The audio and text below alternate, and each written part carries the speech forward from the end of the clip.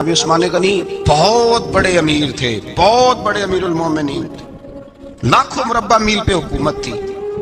چند سو آدمیوں نے آ کے گھیر لیا عثمان غنی کے گھر کو، اور کربلا میں تو 3 دن پانی بند رہا ہے، حضرت عثمان غنی پہ 40 دن پانی بند رہا ہے، 40 دن۔ اور حضرت امام حسین کے خیموں کے گرد پہرا دینے کے لیے جناب عباس تھے۔ اور میں تاریخ کے سارے معتبر حوالے عرض کر سکتا ہوں کہ جب حضرت عثمان غنی کو خطرہ ہوا تو مولا علی شیر خدا نے امام حسن اور حسین کو تلواریں پکڑائیں اور فرمایا دروازے کے آگے کھڑے ہو جاؤ، کوئی بدبخت تمہارے خالو عثمان غنی کے دروازے تک جانے نہ پائے۔ اور اس دروازے سے پھر گیا بھی کوئی نہیں، اس لیے کہ وہاں حسنین کریمین کا پہرا تھا۔ جو گیا بے ایمان تو پیچھے سے چڑھ کر کے گیا۔ حضرت عثمان غنی لاکھوں مربع میل کا حکمران، جہاں جس کے پاس چند ووٹ ہوں وہ دندناتا پھرتا ہے، جس کے پاس 4 باڈی گارڈ ہوں اس کی بات وہ کرتا ہے تو ہوا میں۔ حضرت عثمان غنی کے پاس ہزاروں کی فوج ہے، چند 100 لوگوں نے آپ کے گھر کو گھیر لیا، شہید کرنا چاہتے ہیں۔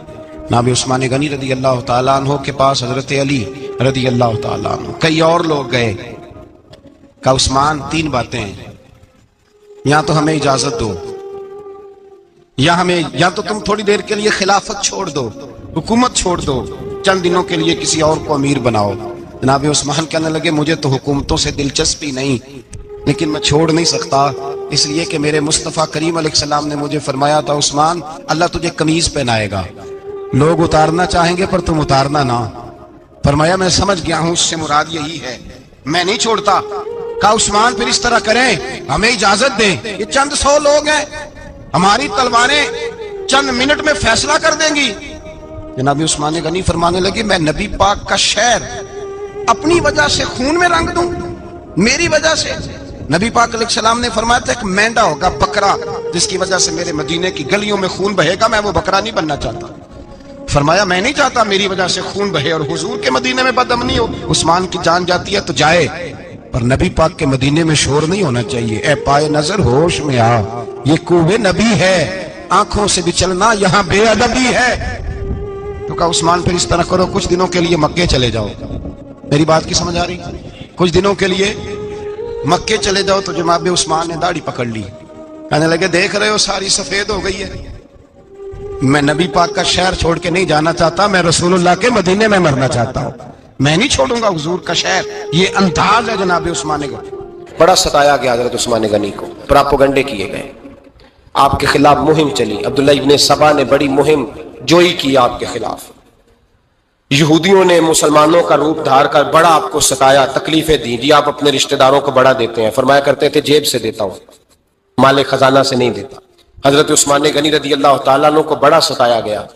یہ وہ واحد ہستی ہے حضرت عثمان غنی جنہوں نے شہادت قبول کر لی لیکن تلوار نہیں چلنے دی، لوگوں کو ایک دوسرے کے گلے نہیں کاٹنے دی۔ وہ شخصیت ہے حضرت عثمان غنی کی، لیکن بڑا ستایا گیا، بڑا پراپوگنڈا۔ مجھے بتائیے اس کے بارے میں اللہ قرآن کی آیتیں نازل کر دے، اور جس کے بارے میں مصطفیٰ کریم ایک بار نہیں 3 بار جنت کی بشارت عطا کر دے، کوئی بندہ ہمیں تاریخ بتائے، حوالے دے، کہانیاں سنائے، تو ہم اس کی کہانیاں دیکھیں گے یا نبی پاک کا فرمان دیکھیں گے؟ بولیں جا کے، بولیں جا کے۔ کسی کہانی پر کبھی بھی کان، بس ایک حدیث میں نے بڑی دفعہ سنائی ہے، پھر سناتا ہوں، ترمذی میں ہے، نبی پاک جنازگاہ تک گئے جنازہ پڑھنے، یا رسول اللہ فلاں آدمی انتقال کر گیا، جنازگاہ تک تشریف لے گئے جنازہ پڑھانے، لیکن جنازگاہ تک پہنچ کر محبوب نے فرمایا اس کا جنازہ نہیں پڑھانا۔ یا رسول اللہ کیوں؟ فرمایا اس لیے کہ یہ عثمان غنی سے بغض رکھتا تھا۔ نبی پاک سید عالم صلی اللہ تعالی علیہ وآلہ وسلم نے خود اپنی زبان مبارکہ سے، ترمذی شریف میں حدیث موجود ہے کہ نبی پاک صلی اللہ علیہ وسلم احد پر گئے تو احد کانپنے لگا، تو حضور نے فرمایا احد ٹھہر جا، تیرے اوپر ایک نبی، ایک صدیق اور 2 شہید موجود ہیں۔ تو وہ 2 شہید کون تھے؟ ایک حضرت عمر فاروق، ایک حضرت عثمان غنی رضی اللہ تعالی۔ خود حضور نے فرمایا حضرت عثمان غنی کی جو نانی ہے نا، یہ نبی پاک کی سگی پھپھی ہیں۔ حضرت عثمان غنی رضی اللہ تعالیٰ عنہ کی جو نانی ہیں وہ حضور کی سگی پھپھی ہیں۔ یہ 4تھی 5ویں نسل میں جا کے اللہ کے رسول صلی اللہ علیہ وسلم کا خاندان ہی بنتا ہے۔ اللہ کے محبوب علیہ السلام کی 4 بیٹیاں تھیں، اور چاروں کی چاروں حضرت خدیجہ الکبریٰ رضی اللہ تعالیٰ عنہ کے بطن سے پیدا ہوئی تھی۔ 4 بیٹیاں، حضور صلی اللہ علیہ وسلم نے پہلے اپنی بیٹی حضرت رقیہ کا نکاح حضرت عثمان غنی رضی اللہ تعالیٰ عنہ کے ساتھ فرمایا، ان کا انتقال ہو گیا تو محبوب نے دوسری صاحبزادی جناب ام کلثوم رضی اللہ تعالیٰ عنہ کا نکاح حضرت عثمان غنی کے ساتھ فرما دیا۔ دو شہزادیاں، دو بیٹیاں۔ یہ جو کہا جاتا ہے نا عثمان ذو النورین، عثمان ذو النورین کا مطلب ہے دو نوروں والا۔ دو کچھ بادشاہ قسم کے لوگ ہیں، بیٹیوں کو نور مانتے ہیں، باپ کو نہیں مانتے۔ نبی پاک کی دونوں بیٹیوں کو نور مانتے ہیں، لیکن ان کے والد نبی پاک صلی اللہ علیہ وسلم کے بارے میں باتیں گول کر جاتے ہیں۔ دو بیٹیاں نکاح میں آئیں تو کیا لقب ہوا؟ عثمان۔ اور مزے کی بات یہ ہے کہ حضرت عثمان کو ذو النورین مولا علی شیر خدا کہا کرتے تھے، حضرت علی کہا کرتے تھے عثمان تو ذو النورین ہے، دو نوروں والا۔ بریلی کے امام فرمانے لگے تیری نسل پاک میں ہے بچہ بچہ نور کا، تو ہے نے نور تیرا سب گھرانہ نور کا۔ اور کہنے لگے نور کی سرکار سے پایا دوشالہ نور کا، نور کی سرکار سے پایا دوشالہ نور کا، ہو مبارک تجھ کو ذو النورین جوڑا نور کا۔ مبارک دے رہے ہیں دوسری شادی پر، کہتے ہیں ہو مبارک تجھ کو ذو النورین جوڑا نور کا۔ تو حضرت عثمان غنی رضی اللہ تعالیٰ عنہ چوتھے پانچویں مسلمان ہیں۔ حضرت ابو بکر صدیق رضی اللہ تعالیٰ عنہ تاجر تھے، تاجروں سے ان کی دوستی تھی۔ حضرت عثمان غنی بھی تاجر تھے، تو جناب سیدنا ابو بکر صدیق نے انہیں تبلیغ کی تو وہ مسلمان ہو گئے۔ جب کلمہ پڑھا تو چچا نے باندھ دیا گھر کے اندر، کئی دن باندھے رکھا، کہنے لگا دین چھوڑنا پڑے گا۔ تو آپ نے فرمایا وہ تو جگہ ہی ایسی ہے جو ایک دفعہ گیا ہے دوبارہ چھوڑ سکتا ہی نہیں، ہو ہی نہیں سکتا۔ حضرت عثمان غنی سابقون الاولون میں سے ہیں، ابتدائی لوگوں میں سے۔ ان کی زندگی کے بڑے حسین واقعات ہیں، آپ جانتے ہیں۔ میں دو تین باتیں صرف ان کی حوالے سے عرض کروں گا۔ ہر آدمی میں ہر صلاحیت ہوتی ہے، لیکن کچھ چیزوں کا غلبہ ہوتا ہے، کچھ چیزوں کا غلبہ ہوتا ہے۔ حضرت عثمان غنی میں دو تین چیزوں کا بڑا غلبہ تھا۔ سخی تھے تو دریا سے بھی زیادہ سخاوت فرماتے تھے۔ مالاں والے سخی نہیں ہوندے، سخیاں کل مال نہیں ہوندا، ایتھے اوتھے دوویں جہانی سخی کنگال نہیں ہوندا۔ حضرت عثمان غنی رضی اللہ تعالیٰ عنہ بہت بڑے سخی تھے، اتنے بڑے تھے کہ غنی کہہ دیا اللہ کے رسول نے۔ عثمان غنی تھے، ہر وقت ہی سخاوت، ہر وقت ہی سخاوت۔ اللہ کے رسول صلی اللہ تعالیٰ علیہ وسلم نماز پڑھ کے نکلے، جنت البقیع والی جگہ حضور کو پسند آ گئی۔ فرمایا کچھ صحابہ آتے ہیں یہاں تو انہیں سواریاں کھڑی کرنے کا مسئلہ ہے۔ آج کل نہیں مسئلہ ہوتا پارکنگ کا، اس زمانے میں اونٹ گھوڑے باندھنے کے لیے حویلی چاہیے تھی، تو حضور علیہ السلام آ کے بیٹھے تو فرمایا جگہ بڑی اچھی ہے، کبھی مل جائے نا تو صحابہ کو سواریاں باندھنے کے لیے اچھی رہے گی۔ عثمان پیچھے بیٹھے تھے، وہیں سے گردن جھکائی اور پیچھے سے نکل گئے۔ حضور نے فرمایا ادھر آؤ، کہاں جا رہے ہو؟ کہا یا رسول اللہ جو جگہ آپ نے کہی ہے میں دیکھنے جا رہا ہوں۔ تو حضرت عثمان غنی دیکھنے گئے، جب واپس پلٹے تو میرے کریم نے فرمایا عثمان دیکھ آئے ہو، دیکھ آئے ہو، دیکھ آئے ہو۔ عرض کی محبوبہ دیکھنی کیا آتی، تجھے پسند آئی تھی، میں خرید آیا ہوں، خرید آیا ہوں۔ دیکھنا آنا جانا یہ تو وہاں ہوتا ہے جہاں سودے بازی ہو، رنگے چمن پسند نہ پھولوں کی بو پسند، ہم کو ہے وہ پسند جسے آئے تو پسند۔ بات ختم ہو گئی، آپ کو پسند آئی تھی میں نے خرید لی۔ میرے رسول پاک صلی اللہ علیہ وسلم کے ساتھ پتہ نہیں لوگ کہاں بیٹھ کے دین پڑھتے ہیں، اختلاف ثابت کرتے ہیں۔ جو جگہ مصطفیٰ کو پسند آئی عثمان نے خریدی، اس جگہ پہ سیدہ فاطمہ الزہرا کا مزار بنا ہوا ہے، اس جگہ بی بی پاک کا مزار ہے جو حضرت سیدنا عثمان غنی کی خریدی ہوئی ہے۔ اس کا مطلب ہے یہ جگہ مصطفیٰ کا بھی پسندیدہ ہے، اہل بیت کی بھی پسندیدہ ہے۔ حضرت عثمان غنی کا مزاج ہے، حضور اعلان کر رہے تھے، اس کا مطلب ہے چندے کا اعلان کرنا بھی نبی پاک کی سنت ہے، اس لیے ہم بھی کبھی کبھی یہ سنت ادا کر لیتے ہیں۔ چندے کا حضور نے اعلان کیا، جیش اسرا کے لیے بہت بڑا لشکر جانا تھا، فرمایا اٹھو بھئی حصہ ڈالو۔ حضرت عثمان نے دائیں بائیں دیکھا، کتنے بہت زیادہ سپاہیوں کے لیے بہت زیادہ سامان چاہیے، قحط کا زمانہ ہے۔ جناب عثمان اٹھے کا یا رسول اللہ 100 فوجیوں کا خرچہ، ان کا گھوڑا بھی دوں گا، گھوڑے پر رکھنے کے لیے یا رسول اللہ صلی اللہ علیہ وسلم جو کجاوا ہوتا ہے، کاٹھی ہوتی ہے، وہ بھی میری، فوجی کی وردی بھی میری، اور جب تک واپس آئے گا تب تک سارا کھانے کا خرچہ بھی میرا۔ نبی پاک صلی اللہ علیہ وسلم مسکرائے، فرمایا عثمان اللہ تجھ سے راضی ہو۔ थोड़ी देर के बाद फरमाया फिर उठो भाई। दाएं बाएं देखा, कोई उठा ही नहीं। हजरत उस्मान फिर खड़े हो गए। कहा हुजूर एक 100 मेरा और शामिल कर ले। नबी पाक ने फिर ऐलान किया। हजरत उस्मान कहते हैं मेरे ना दिल को कुछ होता था, फिर उठे। कहा हुजूर मेरा तीसरा 100 भी शामिल कर ले। फरमाते हैं जनाब उस्मान गनी चौथी दफा मेरे मुस्तफा ने ऐलान किया तो मुझसे ना ही रहा गया। मैंने कहा महबूबा ऐलान ना करो, आप इशारा करो। उस्मान के पास जो कुछ भी है वो मोहम्मद अरबी के कदमों का ही सदका है। आप ऐलान करो, हाजिर है, अर्श है, हाजिर है।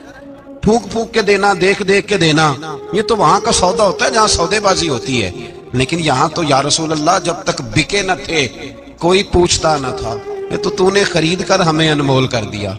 और मुझे वो बात बड़ी पसंद है। मैं तन्हाइयों में किताब खोल के पढ़ता हूँ, तन्हाइयों में पढ़ता हूँ मेरे रसूल पाक सल्लल्लाहु ताला अलैहि वसल्लम। और मैं जब मुझे कभी लुत्फ लेना होता है तो मैं साहिब तबकात की ये रवायत खोल के बैठ जाता हूँ जब अपना मजा लेने को दिल करे। हजरत उस्मान गनी शहजादे थे, दौलतमंद बाप के बेटे थे, रईस आज़म थे। अमीरों के बच्चे नाजुक मिजाज होते हैं, मूड के मालिक होते हैं। बहुत बड़े रईस थे पर इश्क लगा सी खेडा खेड दी नूं तो फिर खेडा भुल गईयां। कज्जल पाया सी यार दे वेखणे नूं, फिर ओदी याद विच रोंदियां ही डुल गईयां। हैदर शाह इस गली कदे ना रुलदी पर हुण ते रुल 4-5 दिन के बाद मदीने आए, सफर पे गए हुए थे। हुजूर के पीछे नमाज पढ़ी तो महबूब के चेहरे पे जरा नकाहत है, कमजोरी है। हजरत बिलाल को मिले, कहने लगो बिलाल मैं 4 दिन बाहर रहा हूं, हुजूर के चेहरे पे कमजोरी क्यों है? जनाब बिलाल कहने लगे जा घर जाके पूछ ले।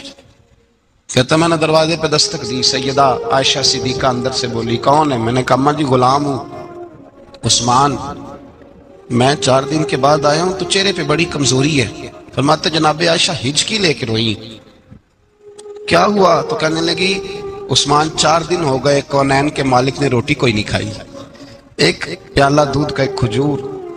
हजरत उस्मान गनी रज़ी अल्लाह ताला का अम्मा जी आप पर्दे में नहीं चली जाती? शहजादा दौड़े गए, घर से अनाज की बोरी कंधे पे रखी, हर चीज उठाई। गुलाम कहने लगा मुझे दे दो, 20-20 नौकर हैं घर में। फरमाया नहीं ये मेरी ड्यूटी है, मैं नहीं करनी। उस्मान खुद गए, रसूल पाक के घर में झाड़ू दिया, चूल्हे में आग जलाई। हजरत आयशा कहती है मैं पर्दे के पीछे से देख रही थी, जब उस्मान फूंके मारते थे तो दाढ़ी से धुआं निकलता था। पर उस्मान जिसने पानी का प्याला भी खुद नहीं पिया था उसने सालन पकाया, फिर रोटियां पकाई तो हाथ जले।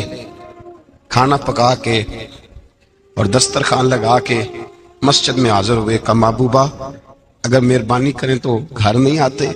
हुजूर तशरीफ लाए और जब पहला लुकमा तन तंदूर हड्डां दा बालन ते असी हावां नाल तपाया, कप कप मुखियां पेड़ कीते, उत्तों इश्क पलेथन लाया, तन दी हांडी मन दा सालन, उत्तों लून सबर दा पाया।